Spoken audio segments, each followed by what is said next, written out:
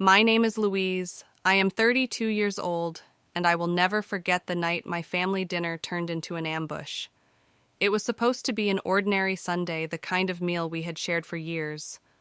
Roast beef, mashed potatoes, and the predictable chatter about weather and traffic. But before dessert was even served, my younger brother Jake stood up with a smug smile and made an announcement that left me frozen in my chair. "I am moving into Louise's house next week," he declared, lifting his glass as if this was something we had all agreed upon.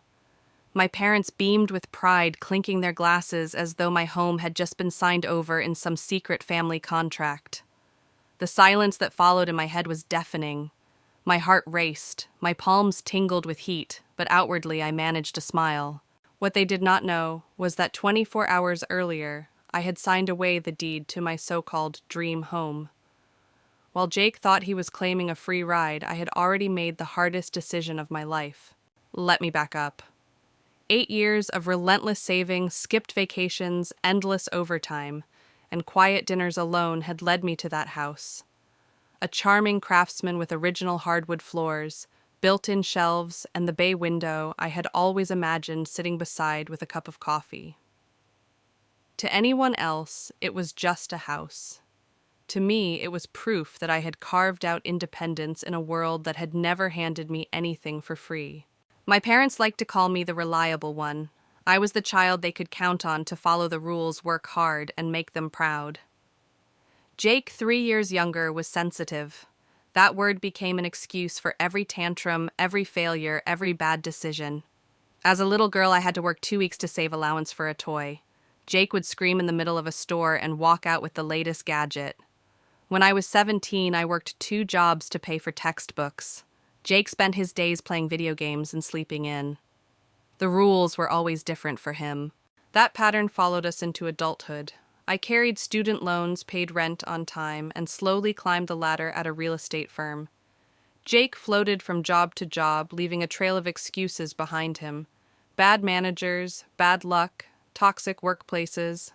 Each time my parents bailed him out covering rent, buying him a car, even wiping away his credit card debt. Meanwhile, I was alone, calculating budgets, clipping coupons, and praying my old car would make it through another winter. When I finally bought my house, I thought maybe things would change. Maybe my parents would see the difference between our paths. For one brief moment, it felt like they did. They came to my housewarming party, smiled as Dad grilled in my backyard, and handed me a gift card for home improvements. I cried that night not because of the money, but because for once my achievements were celebrated. But Jake, he showed up late, no gift, and immediately asked if he could use my home for his parties because his apartment was too small. When I said no, he sulked for days, sending me messages about how I had changed. That was Jake in a sentence. The world owed him comfort, and if he didn't get it, someone else was to blame. Fast forward 2 years. My so-called dream home had turned into a money pit. A broken water heater, electrical problems.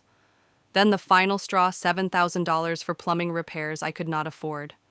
I sat at my kitchen table with bills scattered around me, tears blurring the numbers, and I realized the truth: I was drowning. Owning that house was no longer freedom, it was a chain dragging me down. Selling felt like betrayal. I thought letting go of the house meant letting go of my dream. But my financial advisor reminded me that survival mattered more than appearances. Independence was not about clinging to a symbol, but about making choices that protected my future. So with shaking hands, I signed the papers. That is why on the night Jake announced his grand plan to move in, I felt no panic, just an odd calmness. He had no idea the rug had already been pulled out from under him.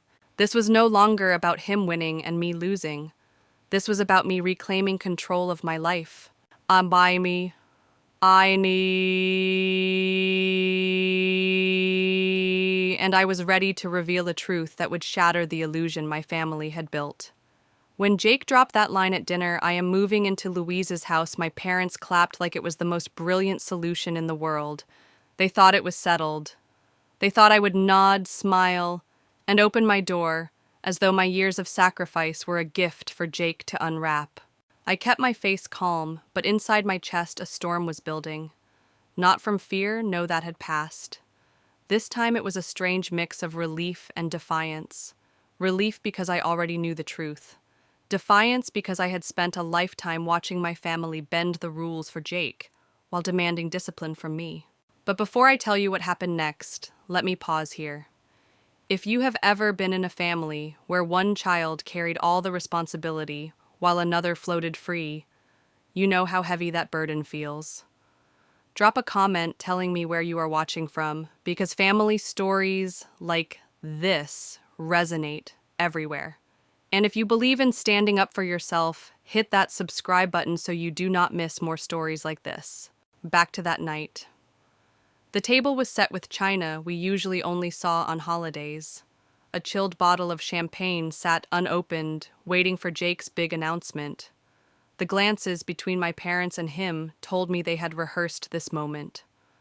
What they had not rehearsed was my response. I sipped my wine slowly, buying time, remembering all the times I had been forced to accept decisions without a voice. When I wanted to attend a college out of state, my parents told me to stay close because they needed me nearby. When I worked 2 jobs during high school, they said it built character. Meanwhile, Jake skipped classes, partied, and was rewarded with another chance, another check, another excuse. Sitting at that table, I realized how those years had shaped me. I had been forged in fire, self-sufficient, disciplined, determined. Jake had been cushioned in comfort, never allowed to hit the ground. And tonight they expected me to cushion him again. I thought back to the night I signed the closing documents. The notary slid the papers across the polished wood table, and my pen shook as I wrote my name. I remember walking out to my car afterward and just sitting there, hands gripping the steering wheel, tears streaming down my cheeks. Not because I was sad, but because I felt something breaking and something new beginning. That house had been my dream, but it was crushing me. Signing it away was not weakness, it was survival. So while Jake smiled and raised his glass, savoring the attention, I smiled too, but for a different reason. Because he was celebrating a victory that did not exist. Do you know what the hardest part of setting boundaries is? It is not saying no to the person taking advantage of you. It is saying no to the version of yourself that has always said yes. I had been that version for too long. Reliable Louise, the sister who sacrifices, the daughter who never complains, but not tonight. Jake went on painting a picture of how perfect it would be. He would take the spare room, he would mow the lawn, sometimes he might even chip in for utilities. My parents nodded proudly, as if these scraps of responsibility were proof of his maturity. In my mind, I could already see their disappointment when I spoke. But this time, I knew I would not waver. I had lived my whole life bending to keep the peace. Tonight, the peace was already shattered, and I was the one holding the match. As dessert was served, I steadied myself. The envelope was in my purse, the proof of my decision, ready to hit the table like a gavel. They thought they were springing a surprise on me, but I had the bigger surprise waiting. This was not just about a house. It was about rewriting the rules of my life. And for the first time, I was ready to play by my own rules. Growing up, my life and Jake's life looked like they were happening inside 2 different families. From the outside, we were the perfect picture suburban Chicago home middle-class parents who worked hard and 2 kids with every opportunity in front of them. But the truth was never equal. When I was a child, if I wanted something, a new pair of shoes, a toy, even a trip with friends, I had to earn it. Allowance saved for weeks. Chores done without complaint. Grades that never slipped. Jake, on the other hand, learned early that a tantrum in a store was faster than saving pennies. He would cry, stomp his feet, and walk out with a toy under his arm while my parents whispered, "He's sensitive. We have to be careful with him." Sensitive became the shield that excused everything. That shield followed him everywhere. The summer before college, I worked double shifts at a diner, coming home smelling of grease and exhaustion, counting every dollar to pay for textbooks. Jake lounged at home with friends, playing video games into the night. When it came time for tuition, my parents told me they could help a little, but the loans and part-time jobs would have to cover the rest. 2 years later, Jake waltzed into the same university with full financial backing. He dropped out 3 semesters later, never once facing the debt or disappointment I had shouldered. It is strange how these small differences build mountains between siblings. I do not think my parents ever meant to hurt me, but their choices taught me one message again and again. Louise will be fine. Jake needs the help. Fine meant invisible. Fine meant carrying double the weight so Jake could stumble freely. By the time I was 29, after years of grinding at a real estate firm, I had finally scraped together enough to buy a house. 8 years of sacrifice wrapped into a single set of keys. My parents showed up at the housewarming, smiling, telling me how proud they were.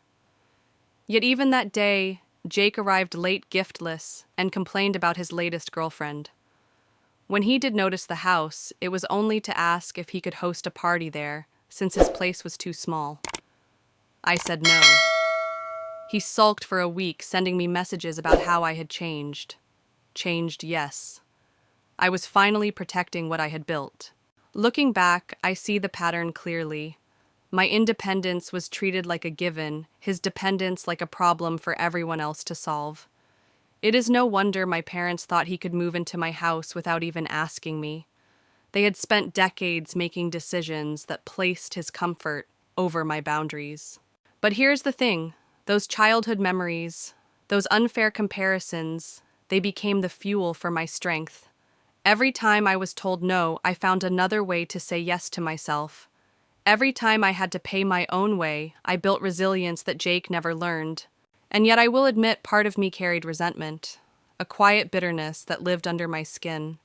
I did not let it define me, but it was always there, humming like a low current.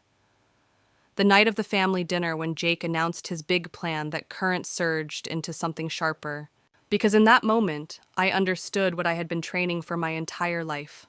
Not just surviving, not just proving myself, but standing my ground. What about you? Have you ever been the child expected to handle everything while another sibling was carried through life?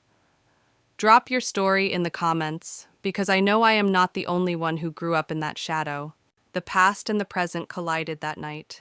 Every memory of sacrifice, every slight, every imbalance, they all rushed back as Jake smiled and waited for me to nod. He thought this was just about a spare bedroom. But for me, it was about decades of being overlooked, taken for granted, and expected to pick up the slack. That is why I did not waver. The decision was already made. My house was gone. My patience was gone. And soon, my silence would be gone too. By the time I was 18, the differences between Jake's world and mine could not have been clearer. I had spent the summer sweating through long hours at 2 jobs, one at a coffee shop that opened at 6 in the morning, the other at a retail store that often kept me until closing. My fingers smelled of espresso. My feet ached from standing, but the money I made was earmarked for textbooks and dorm essentials. I knew every dollar had to stretch farther than I wanted. Jake, meanwhile, spent those same months sleeping until noon, hanging out with friends, and sneaking out to concerts. While I was calculating how much to save for meal plans, he was calculating how to convince mom and dad to buy him the latest game console. And the worst part, they always gave in. When I left for college, my parents helped me move in, kissed me on the forehead, and reminded me gently that most of the responsibility was mine to bear. They would help when they could, but loans and part-time jobs were the only way I would get through. I accepted it. I thought it was normal. I thought this was what becoming an adult meant: sacrifice, discipline, carrying your own weight. 2 years later, when Jake enrolled at the same university, the contrast was almost laughable. His tuition covered, his books paid in full, his apartment near campus rent handled by my parents. I watched from afar, juggling assignments and shifts while he treated college like a vacation. It did not surprise me when he failed out after 3 semesters. What shocked me was how quickly my parents found another parachute for him. Community college, also funded, also wasted, when he dropped out after a year. Looking back, those years built the foundation of who I became. Responsibility was no longer a choice, it was survival. I learned how to hustle, how to negotiate, how to budget. I also learned how invisible I could be. Every achievement of mine was expected unremarkable. Every failure of Jake's was treated as a crisis demanding immediate rescue. After graduating, I joined a real estate firm. At first, I was just another assistant answering phones, fetching coffee filing paperwork. But I studied every contract I touched, shadowed every agent I could, and volunteered for every late showing. Slowly, I climbed. Slowly, I turned that assistant badge into a full agent's license. Those early years were brutal. Chicago's housing market was cutthroat. I lost listings to veterans, had deals collapse hours before closing, and endured clients who screamed when their dream homes slipped away. But I kept going.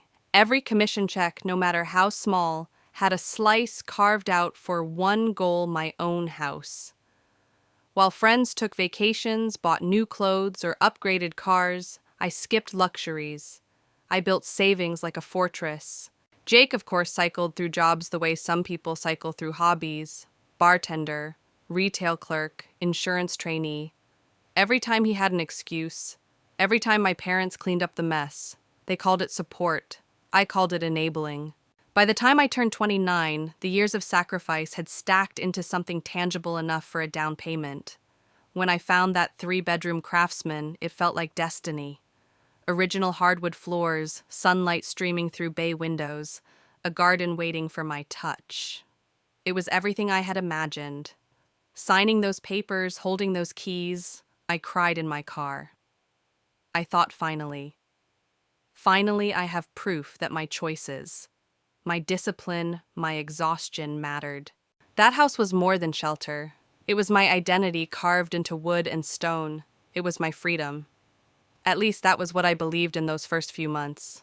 But the truth was, even as I painted the walls, planted flowers, and hosted a modest housewarming, I did not realize what ownership would demand.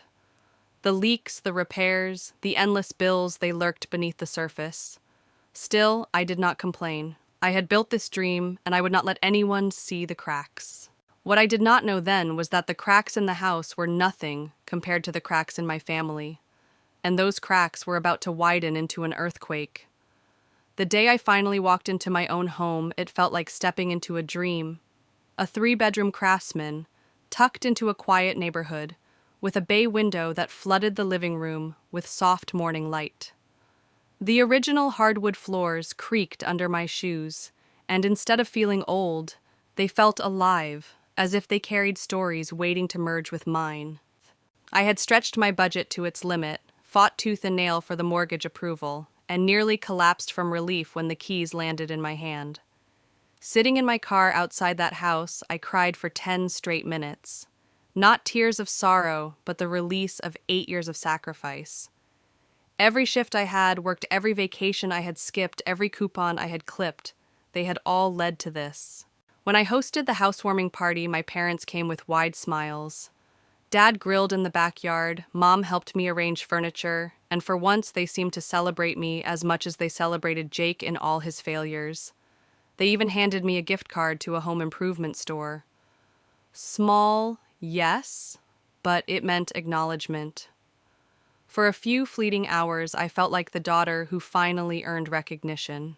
Jake, of course, showed up 3 hours late. No gift, no congratulations.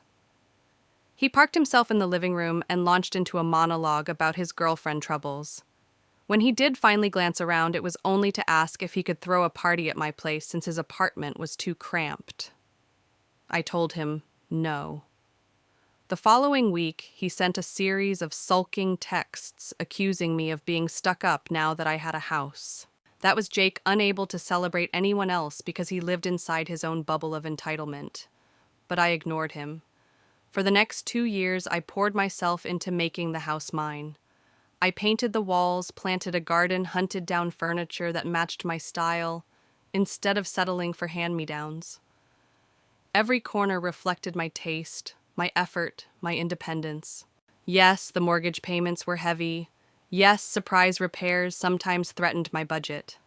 But every morning when I woke up in that house, I felt a surge of pride. It was mine, my space, my sanctuary. Meanwhile, Jake spiraled further. He moved in with a girlfriend only to move out 3 months later. He worked at a cell phone store until inventory discrepancies got him fired. He tried bartending only to be caught giving away free drinks. He claimed each failure was bad luck, jealous coworkers, or toxic management. But the truth was simpler. He never learned responsibility because he never had to. And each time my parents swooped in, rent covered, debts erased, cars replaced, their love for him was real, but it was also poison. They kept him afloat, but never taught him how to swim. I watched this cycle and stayed silent because my house had become a shield between me and their chaos. Within those walls I was free, or at least I thought I was. Because freedom, I would later learn, is not measured in square footage or bay windows. Freedom is measured in peace of mind. And slowly my dream home was beginning to eat away at mine. But before we dive into how that dream turned into a nightmare, let me pause here. If you have ever worked years to reach a milestone, only to have someone try to minimize it, you understand how raw that feels. Show me I am not alone. Hit that subscribe button and join this community of people who know what it means to fight for every inch. The truth is, my house was never just a house. It was my answer to a lifetime of being the reliable one. My proof that I could create something without handouts, without excuses. It was the only thing in my life untouched by Jake's chaos.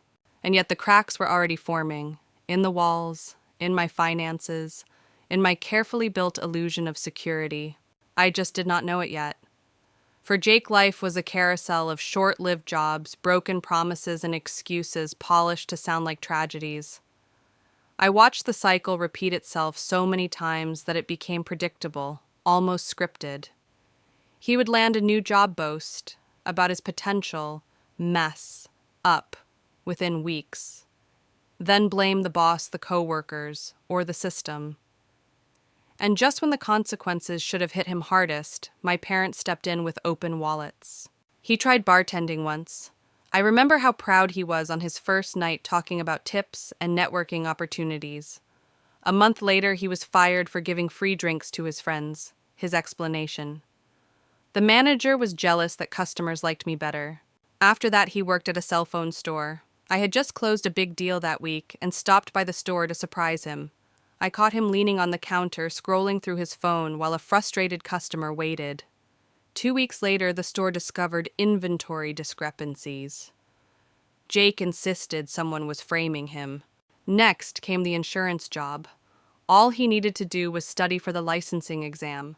Instead, he spent nights at concerts, parties, and road trips. When he failed, he claimed the material was impossible. It never once occurred to him that maybe he should have studied harder. And every single time my parents cleaned up the mess. When he fell behind on rent, they paid it. When his car broke down, they bought him a newer one, insisting he needed reliable transportation. Twice they paid off his maxed-out credit cards. Twice they told him this had to be the last time. And twice he nodded, promised to change, then slid right back into the same patterns. What stunned me most was not Jake's recklessness, but my parents' blindness. They knew I had struggled. They knew I had worked 2 jobs through college, skipped meals, and gone without vacations just to build stability. When my old car's transmission failed, I borrowed rides, endured buses, and saved for months to cover the repair. My father patted my shoulder and said, "That's responsibility." But when Jake's car died, they handed him keys to a replacement by the weekend. It was not just unfair, it was corrosive. Each bailout carved deeper lines into the divide between us. He learned that failure meant rescue. I learned that success meant silence. By the time I was nearly 30, the patterns were unshakable. Jake still drifted like a man-child, and I still fought to prove myself in every corner of my life. The contrast could not have been sharper, but there is a secret I rarely admitted, then part of me envied him. Not his failures, never that, but the ease with which he moved through life, the certainty that someone would catch him no matter how recklessly he jumped. I envied the freedom from fear. I envied the cushion I never had. Still, envy was useless. I had no safety net, and so I built my own. Every commission check I earned as a realtor was divided a little for bills, a little for savings, and a chunk for the dream of a home that was truly mine. Jake, meanwhile, lived in a haze of impulsive choices and half-truths. When we crossed paths at family gatherings, he always had a new complaint. The boss who didn't recognize his talent, the girlfriend who didn't understand him, the roommate who betrayed him. Each story painted him as the victim. Each one ended with my parents wringing their hands, soothing him, promising it would get better. And me, I sat quietly biting my tongue, knowing that pointing out the obvious, that Jake was the architect of his own disasters, would only make me the villain. I told myself it did not matter. I told myself my house, my career, my independence were shields strong enough to protect me. But the truth was harder. The truth was that I was still carrying the same resentment I had carried since childhood, and one day it was bound to erupt. What I did not know then was that the eruption would come at a dinner table under the glow of a chandelier with champagne glasses waiting to toast Jake's latest scheme. And when it came, it would change everything. At first I tried to ignore the cracks. A leaky faucet here, a drafty window there. Every homeowner deals with problems, I told myself. But slowly my dream house began revealing itself as something else entirely, a money pit that was swallowing me whole. The first real blow came when the water heater failed in the middle of winter. I still remember standing in the freezing shower that morning, teeth chattering, steam absent, and realizing it was not a quick fix. I drained my savings for the repair, telling myself it was just bad luck. Then, 2 months later, the electrical system sputtered out. Lights flickered, breakers tripped at random, and the repairman handed me a bill that made my stomach drop. I started to notice the way my shoulders tightened every time the phone rang, terrified it would be another contractor with bad news. My emergency fund, once a cushion, evaporated within weeks. And then came the plumbing disaster. A small leak under the kitchen sink that grew into a nightmare with the main water line. The plumber, with sympathy etched into his face, quoted $7,000. $7,000. That night I sat at the dining room table, bills spread like battle plans, my calculator blinking numbers I did not want to see. The mortgage loomed each month, devouring half my paycheck. The repairs chewed through everything else. I was trapped in a house that looked perfect from the outside, but was quietly draining the life from me. I called my financial advisor, Sandra, the same woman who had guided me through the purchase. Her voice was calm but firm. "Louise, you are house poor. The numbers do not lie. If you keep this up, you are heading toward disaster." I wanted to argue. I wanted to insist that hard work would carry me through. But deep down, I knew she was right. "Have you considered selling?" she asked gently. At first, the suggestion felt like betrayal. This house was not just a property, it was my proof of independence. Selling felt like surrender. But as she walked me through the numbers, something shifted. She reminded me that I had bought at the perfect time, and property values had climbed sharply in my neighborhood. If I sold now, I would walk away with a profit, pay off debts, and start fresh with something more manageable. That night, I lay awake, staring at the ceiling, weighing the dream against the reality. Independence had been my guiding star for so long, but what if clinging to this house meant shackling myself to financial ruin? What if true independence meant letting go? By morning, the decision had started to take shape. I contacted a colleague from my firm, Melissa, who specialized in sales. She walked through the house with a professional eye, noting the details that buyers would love, brushing past the flaws that had been tormenting me. "You could list this well above what you paid," she said. "I already have buyers in mind." It was surreal how quickly things moved. Within days, a couple toured the property and submitted an offer 5% over asking. They wanted to close in 30 days with a rent-back option for me to stay while I searched for a new place. It was everything I needed. When I signed the preliminary papers, relief and grief tangled together. I cried again, but this time the tears carried more than pride, they carried loss. I was letting go of my sanctuary, but I was also freeing myself from a chain I had forged unknowingly. Sometimes I wonder if the house had been testing me all along, whispering its lessons through every broken pipe and every flickering light. Independence is not about what you own. It is about what you can walk away from without losing yourself. What do you think? Have you ever had to let go of something you fought so hard for, only to realize it was weighing you down? Tell me in the comments, because I know that decision is one of the hardest anyone can make. I thought selling my house would be the end of my struggle. I had no idea it was only the beginning.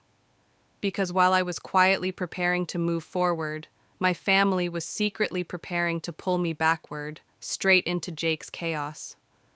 Once the decision was made, I moved in silence. Melissa handled the paperwork with efficiency. The buyers were eager, and within a week, the inspection was complete. I knew in my bones the sale was solid. For the first time in months, I could breathe. Still, I kept everything to myself. Not a word to my parents, not a hint to Jake. It was not just superstition, though. Part of me feared jinxing the deal. It was about control. For once, this was my choice, free from the chorus of family opinions. I wanted to stand on my own terms without their approval or their interference.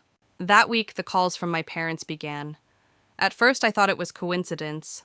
Normally, they rang me once on Sundays, our casual check-ins. But suddenly, I was fielding 3 separate calls in a single week. Mom, her voice unusually sweet, talked about how family needs to stick together through hard times.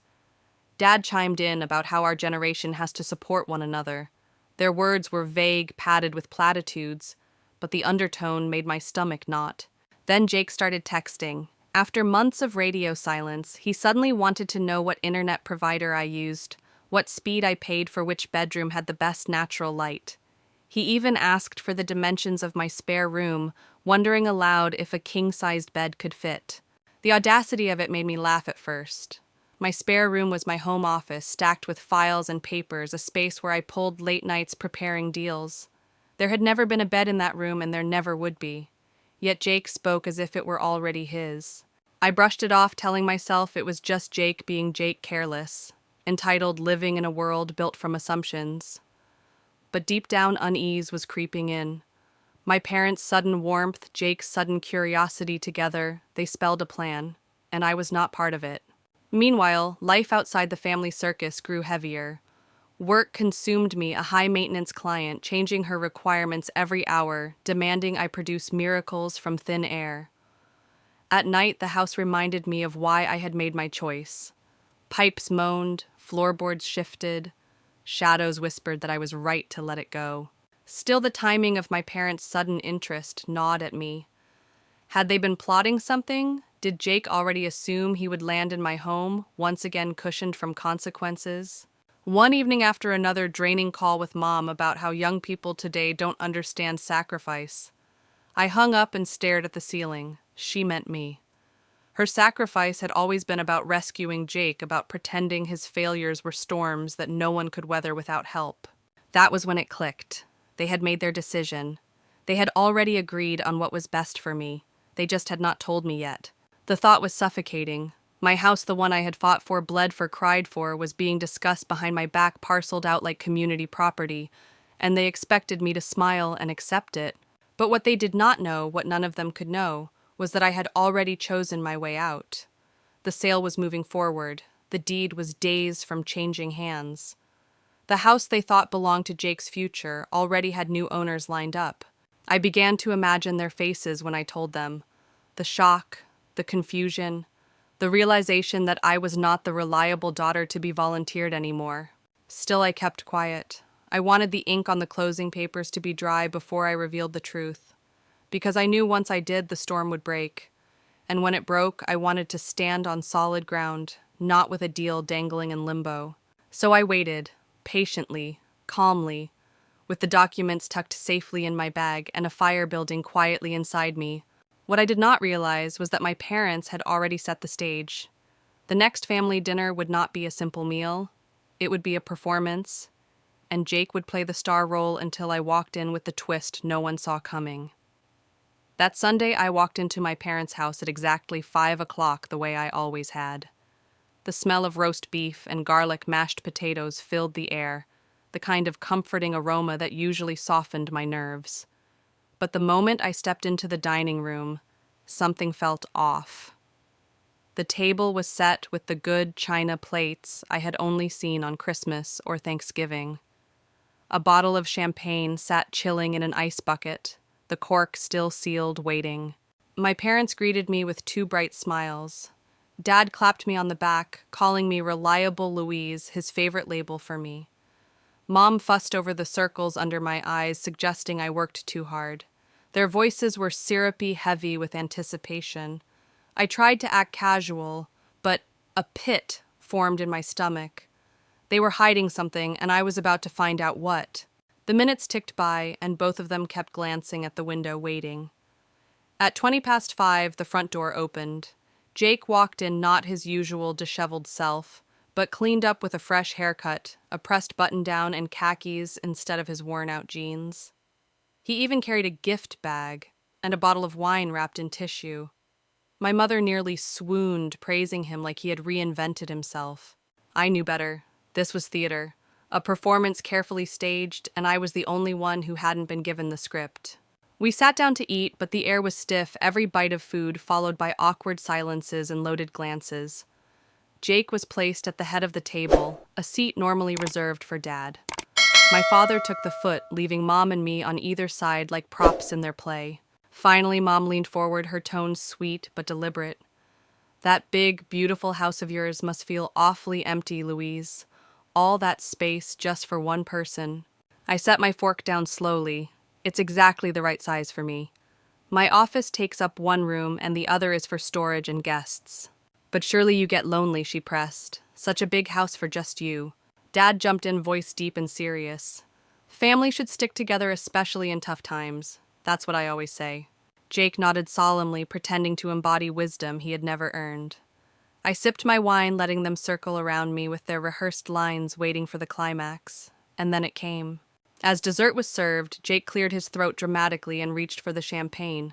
With a grin, he popped the cork foam, spilling onto the tablecloth. "I think it's time we share the good news," he said, pouring glasses. I stared at him, my chest tightening, already knowing what was coming. Jake raised his glass high. "Starting next Saturday, I'm moving into Louise's house. Just until I get back on my feet, of course." The room erupted in nods and approving smiles from everyone but me. My parents looked at me expectantly, waiting for my blessing, as though my consent was a formality. I forced a smile. My pulse pounded in my ears. The champagne fizzed in my glass untouched. They thought this was their big reveal, but I had my own, one they never saw coming. And here's where I need you to lean in, because what happened next shattered the entire script they had written for me. Stay with me, because the twist I dropped at that table turned the whole evening upside down. For years I had swallowed resentment, played the reliable daughter, carried the weight no one else wanted to carry. But that night, as they raised their glasses in celebration of a decision made without me, I knew it was my turn to speak. What none of them realized was that their plan was already impossible. The house they thought belonged to me belonged to someone else. I reached for my purse. The silence after Jake's announcement lasted only a heartbeat, but it felt eternal. My parents turned toward me with eager smiles, their faces glowing with relief, as though this plan solved all of life's problems. Jake leaned back, smugly sipping champagne, acting like he had just earned a medal. But inside me something shifted. For once I wasn't cornered. I wasn't the girl expected to nod and accept. I was holding a card they could never anticipate. I let them bask in their fantasy for a moment longer before setting my glass down and folding my hands neatly in my lap. My voice was calm, steady, almost gentle. "That's an interesting plan," I said, "but there's just one problem with it." Mom's smile flickered. "What problem, honey?" I reached into my purse and pulled out the manila envelope. My fingers brushed across the smooth paper, the weight of it grounding me. "I sold my house last week. The new owners take possession in 30 days. The air cracked. My father froze, eyebrows knitted. My mother gasped, hand flying to her chest like she was in a soap opera.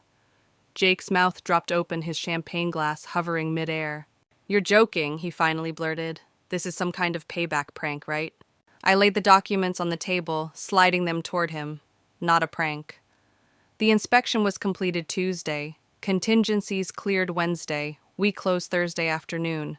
Dad adjusted his glasses and scanned the papers, his expression darkening with each line. "Louise, why would you do this without telling us this is a major life decision? Families should discuss these things." The irony struck me so hard, I laughed bitter sharp. "You mean the way you all discussed Jake moving into my house without telling me that kind of family discussion?" "That's completely different," Mom insisted. "We were just trying to help both of you." Jake slammed the papers down. You knew I needed a place and you sold it to spite me." "Not everything is about you, Jake. I said quietly, holding my anger in check. I sold it because it was drowning me. The plumbing alone was going to cost $7,000. I don't have parents who bail me out every time I make a mistake. Dad bristled. We've supported both our children equally. That line, that lie, snapped something in me. I leaned forward, voice low but sharp. Equally, I worked 2 jobs through college while you gave Jake a free ride. I saved for 8 years to buy that house while you paid his rent whenever he came up short. When my transmission failed, I took the bus for months. When Jake's car died, you bought him another one. Don't you dare call that equal. Mom's eyes filled with tears. Your brother has had a harder time finding his path. He needs more support. And whose fault is that I shot back? You've shielded him from consequences his entire life. He doesn't grow because he never has to. Jake shoved back his chair, fury flashing. You've always thought you were better than me, Louise? Miss Perfect with her career and her house? Well, your choices just screwed me over. I already gave notice at my apartment. Now I've got nowhere to go. My jaw dropped. You what? Mom wrung her hands. We told you to wait until we talked to Louise. I was being proactive, Jake cut in, glaring at me. I figured why pay rent when I could move in with you. The entitlement was staggering. He had gambled on my compliance like it was guaranteed, and now he was furious that I had broken the pattern. Tell me this. What would you have done if you were in my seat? Would you have folded to keep the peace, or stood your ground, knowing the backlash it would cause? I want to hear your thoughts in the comments. That night, for the first time in decades, I felt clarity. They had written me out of their script, but I had written an ending of my own. And as their shock hardened into anger, I realized something profound. I had not lost my home. I had reclaimed my voice. The table erupted after my revelation, but not with the congratulations or respect I secretly wished for. Instead, the shock melted into a storm of accusation. Jake was the loudest. He slapped the documents back onto the table so hard the glasses rattled. You did this on purpose. You heard I was getting pushed out of my apartment and you sold just to spite me. His voice cracked with rage, but beneath the bluster I could see panic flickering. Not everything revolves around you, I replied, my tone calm, though my pulse thundered in my ears.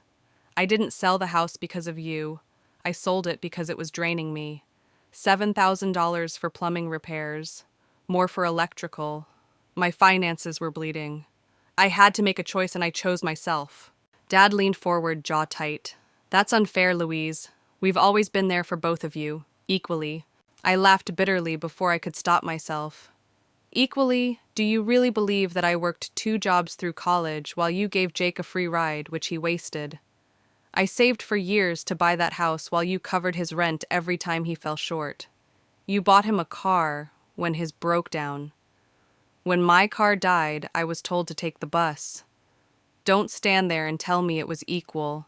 Mom's voice cracked, tears streaming as she shook her head. Your brother just needs more help. He's had a harder time finding his way. And why is that? I shot back.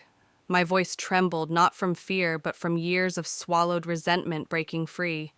Because you never let him face reality. You shield him every single time. He doesn't grow because he never has to. Jake pushed away from the table, his chair scraping across the floor like nails on a chalkboard. You've always thought you were better than me, Louise. Perfect career, perfect house, perfect life. He spat the words like poison. I don't think I'm better than you, I said softly. I just made different choices. I worked for what I had, and now it's gone, but at least I know I built it myself. His face twisted. Well, your choices just ruined me. I already gave notice at my apartment. I have to be out by the end of the month. And now I have nowhere to go. My mother gasped. Jake, you didn't. We told you to wait until after we talked to Louise. Jake's glare cut across the table. I was being proactive. I figured it was a done deal. Why waste money on rent when I had a room waiting for me? The arrogance of it knocked the breath from me. He had gambled my home like it was his birthright. You never asked me, I said, my voice flat, now stripped of all pretense. You made life decisions based on something you had no claim to. Because you would have said no, Jake shouted, slamming his fist on the table. Exactly, I answered. The room went still for a moment. Dad's face flushed red. Mom's hands twisted in her lap. Jake's chest heaved as he glared at me, searching for a way to make me bend. Finally, Dad broke the silence. Louise, is there any way you can back out of this? Maybe the buyers would understand if you explained. I stared at him, stunned. You're asking me to break a legal contract, risk a lawsuit, and lose everything I just secured, so Jake can have a free place to crash. Do you hear how absurd that sounds? Mom leaned forward desperately. We could help with the plumbing costs. Chip in for utilities, just until Jake finds his feet. The sale is final, I said firmly. Even if it weren't, I wouldn't cancel it. Jake is 30 years old. He needs to figure out his own housing. He is not my responsibility.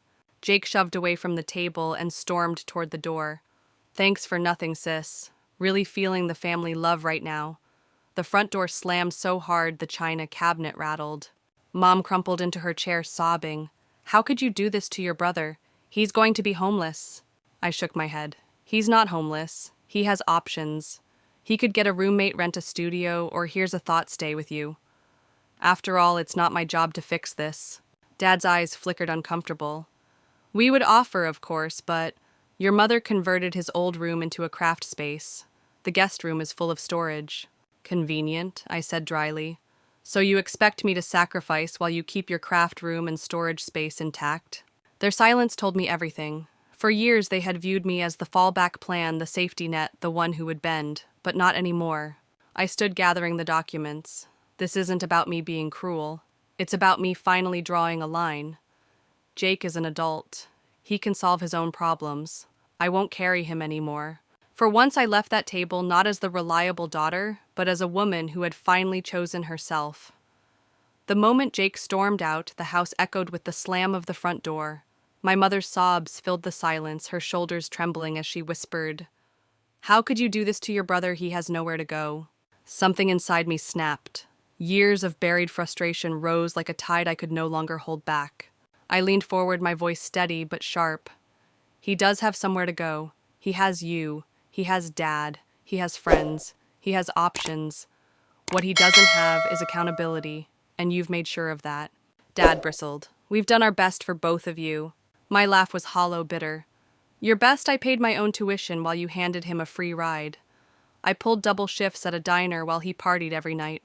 When I needed help with car repairs, you told me to take the bus. When his car broke down, you bought him a replacement in a week.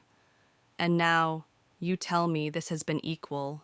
Mom's tears flowed faster. Jake just struggles more. He needs support. No, Mom, I said the words, cutting sharper than I expected. He doesn't struggle more. He's been protected more. Every bad decision erased, every failure cushioned. You call it love, but it's not love. It's enabling. Dad tried to interject, but I raised my hand. Let me finish. Because I have swallowed this for too long.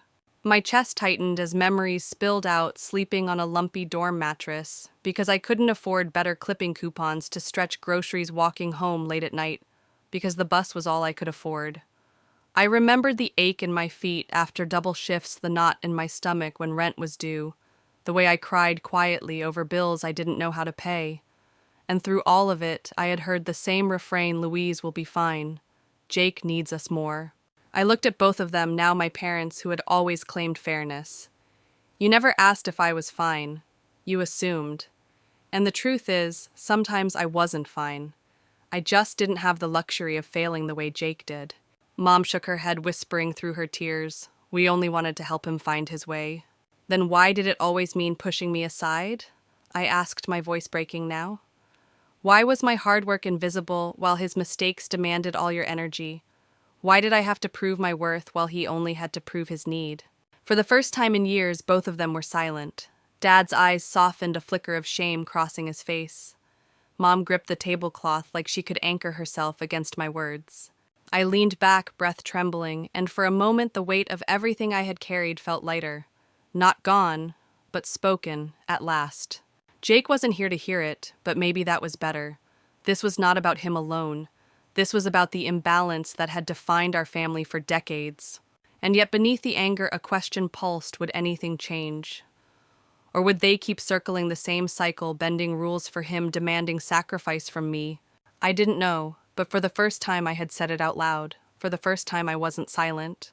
And let me tell you this, when the words finally spill after years of holding them back, the air itself feels different. It feels dangerous, but it also feels free. Keep listening, because what happened after this confrontation shifted everything. Not just for me, but for Jake, too. The twist that came next was something none of us could have predicted. I looked at my parents, then my voice quieter but firm. I'm done carrying what isn't mine. Jake is 30 years old. If he wants to live like an adult, he can start acting like one. And if you want to help him, do it yourselves. But stop asking me to burn down my life to keep his afloat. The silence that followed wasn't comfortable. It was heavy electric, like the pause before a storm breaks. And I realized maybe the storm was exactly what we needed. The longer I sat at that dining table, the more I realized nothing I said would undo years of patterns. My parents kept circling back to the same pleas, their voices breaking with desperation. Couldn't you at least let Jake stay with you in your new place? Mom asked, her eyes red from crying. Just until he's stable. No, I said firmly. Dad tried again, his tone softer, but no less pressing. What about helping with his rent? You have the proceeds from the house now. A little support could carry him until he finds a job. No, I repeated. My voice was flat, immovable. They stared at me as though the word was foreign on my lips. I had spent my entire life saying yes, yes, I'll work harder, yes, I'll sacrifice, yes, I'll be the one to endure. Tonight, for the first time, no became my answer. Mom reached for my hand. We're just asking you to think about family. He's your brother. I pulled my hand back gently. And I am your daughter. My needs matter too. The money from that sale isn't family property. It's mine.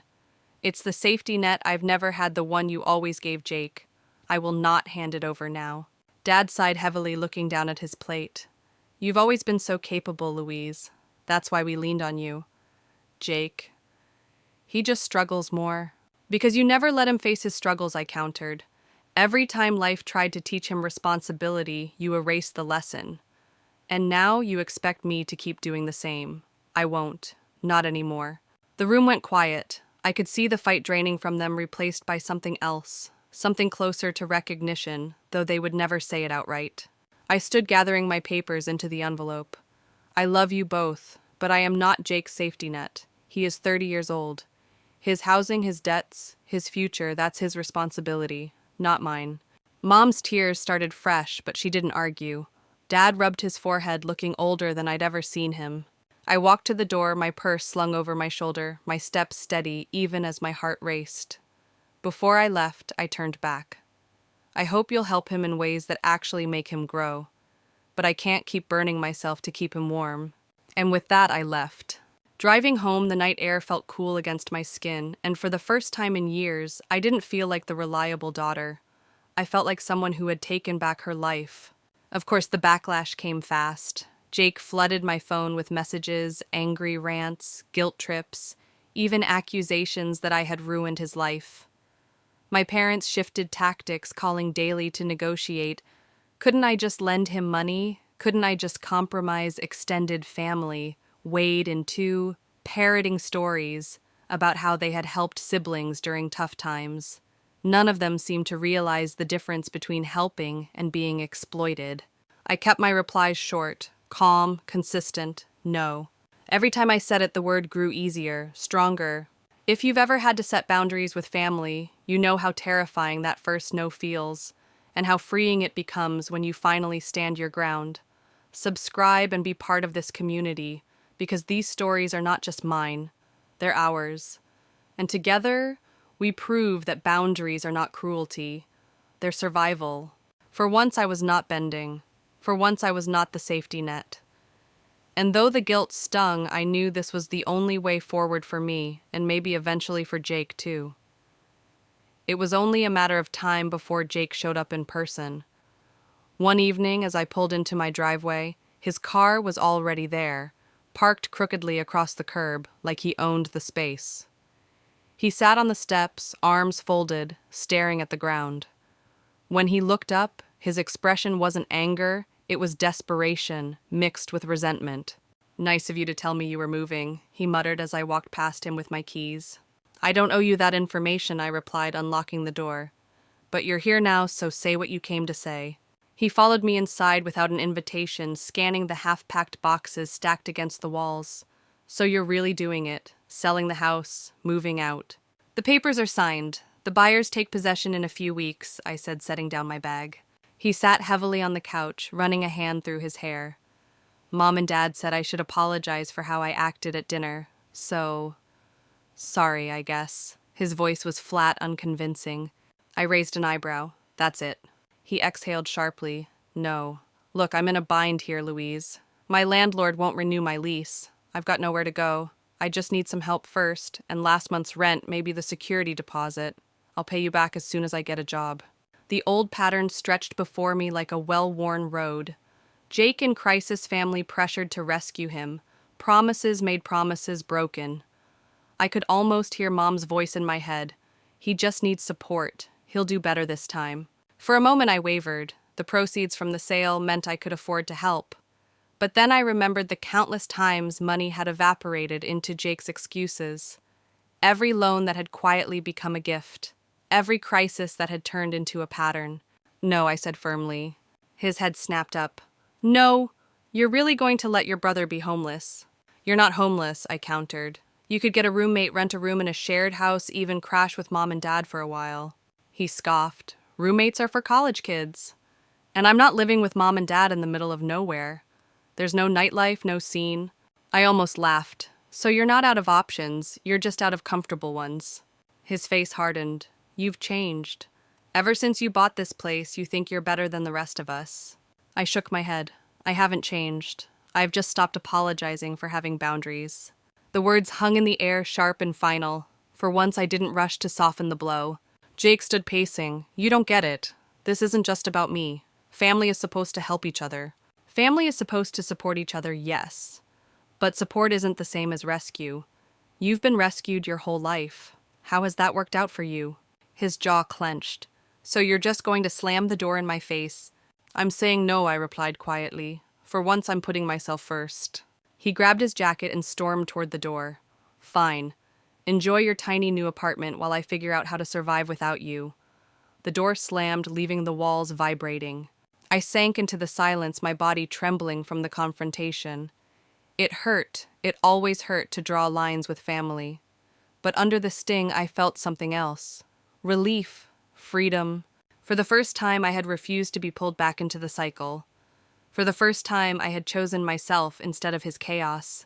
And I knew deep down that though Jake hated me in that moment, this was the only way he might finally grow. The weeks that followed felt like living inside a storm that was finally beginning to clear. Jake stopped texting for a while, though my phone wasn't quiet. My mother called daily, her voice trembling with guilt and frustration.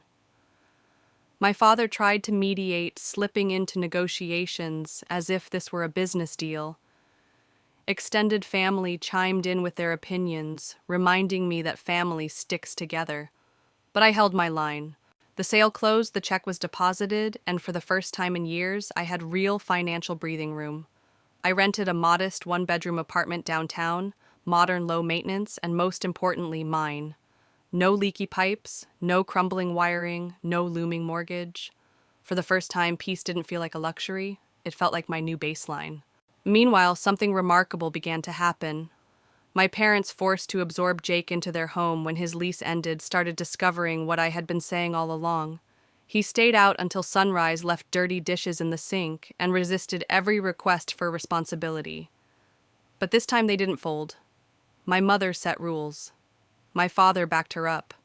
They charged him a modest rent-assigned chores, even imposed a curfew on weeknights. At first, Jake rebelled, but eventually reality sank in. For the first time in his life, he couldn't charm or tantrum his way out of consequences. And then he got a job, a real one, an entry-level marketing position downtown. He showed up to Sunday dinner in business casual clothes, not his usual wrinkled t-shirt. He spoke not with arrogance, but with something close to humility. It's just the beginning, he admitted, but there's room to grow if I prove myself. I won't pretend everything magically healed. Our relationship was still fragile, our history too jagged to smooth over in a single evening. But when he looked at me across that table, there was no entitlement in his eyes, just the faintest glimmer of respect. Months later, Jake hosted his own housewarming, A small apartment, nothing fancy, but it was his. I brought a plant and a grocery gift card. As I left, he lingered at the door. I get it now, he said, hands shoved deep in his pockets. Why you fought so hard for your independence. Why you couldn't just hand it over to me. I shouldn't have expected you to. It wasn't a grand apology, but it was enough. Enough to show that maybe, just maybe, he was learning. And me, I found balance I didn't know I needed. Selling the dream house had felt like failure at first, but it turned into liberation. I invested wisely, cut my stress in half, and discovered joy in small things. I had once sacrificed weekends with friends, hobbies, nights of restful sleep, without the weight of debt on my chest. The greatest lesson was this: boundaries are not cruelty. They are love for yourself, and sometimes love for the very people who resent them. By refusing to be Jake's safety net, I forced him to build his own, and in doing so, I saved both of us. Sometimes losing what you thought you wanted most opens the door to what you truly need. And if this story struck a chord with you, don't just leave. Hit subscribe, join this community, and keep listening. Because the next story I'll share dives even deeper into the ways family loyalty can be tested. Trust me, you won't want to miss it. The road was long, the confrontations painful, but in the end, I didn't just reclaim my freedom. I gained something far more valuable: peace, clarity, and the quiet pride of knowing I chose my own path. When I look back now, it amazes me how much shifted in such a short span of time. Selling my house once felt like tearing down everything I had built, like ripping away proof that my hard work mattered. But in truth, it became the turning point, the decision that gave me back control of my life. I no longer measure success by square footage or appearances. Instead, I measure it in peace of mind, in freedom from debt, in the ability to sleep soundly, knowing I'm no longer drowning. I learned that security isn't found in a perfect house, but in the choices that align with your values. My parents changed too. They saw firsthand that enabling Jake only chained him tighter to immaturity. For the first time, they held him accountable, and slowly he rose to meet those expectations. He's not perfect, none of us are, but watching him stand on his own 2 feet gave me a kind of relief I didn't expect.